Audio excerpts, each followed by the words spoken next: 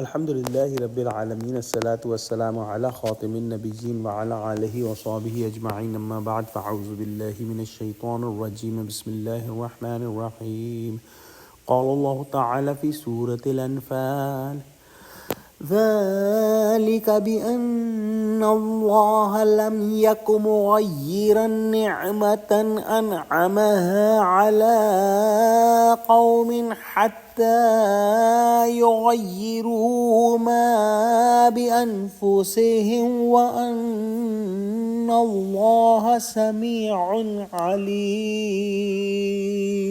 Translation: This is because Allah would not change His blessing bestowed on people of any nation until they change themselves what is in their own souls.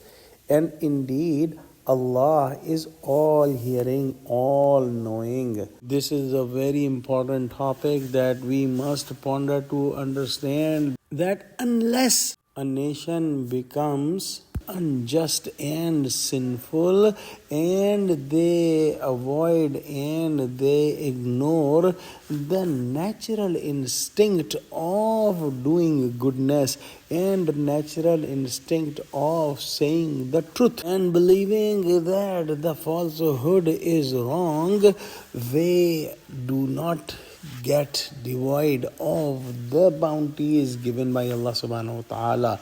But when they start doing these sins that they do not follow the truth in their heart and they change their intentions of doing the good and they use their internal and external ni'mah and blessings against the ayahs of Allah subhanahu wa ta'ala and against the commandments of Allah subhanahu wa ta'ala and against what their heart knows is right, then Allah subhanahu wa ta'ala changes their condition and takes away the bounties that were given to them. Also, when the people oppose the prophets and the people go against the prophet and fight with the prophet and those who are fighting for the truth,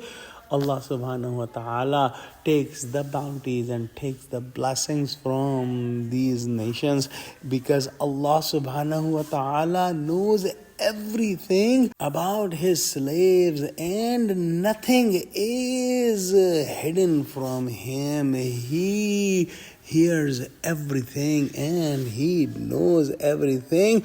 So whatever He decides, whether to give the bounties or to take away the bounties and blessings from a nation, this is absolutely timed rightly and absolutely needed for that nation. Hazrat Shah Sahib writes here that the intention and belief, if it is not changed, so Allah subhanahu wa ta'ala wouldn't change the blessings or bounties of a nation. Meaning, what mentioned here in this ayah, ma bi anfusihim, is about the intention and the beliefs. Wallahu alam. Let's pray that Allah subhanahu wa ta'ala give us true understanding of Quran, connect us with the truthful people and make us steadfast on the straight path. Ameen wa akhiru da'wana alhamdulillahi rabbil alameen. Wassalamu alaikum wa rahmatullahi wa barakatuhu.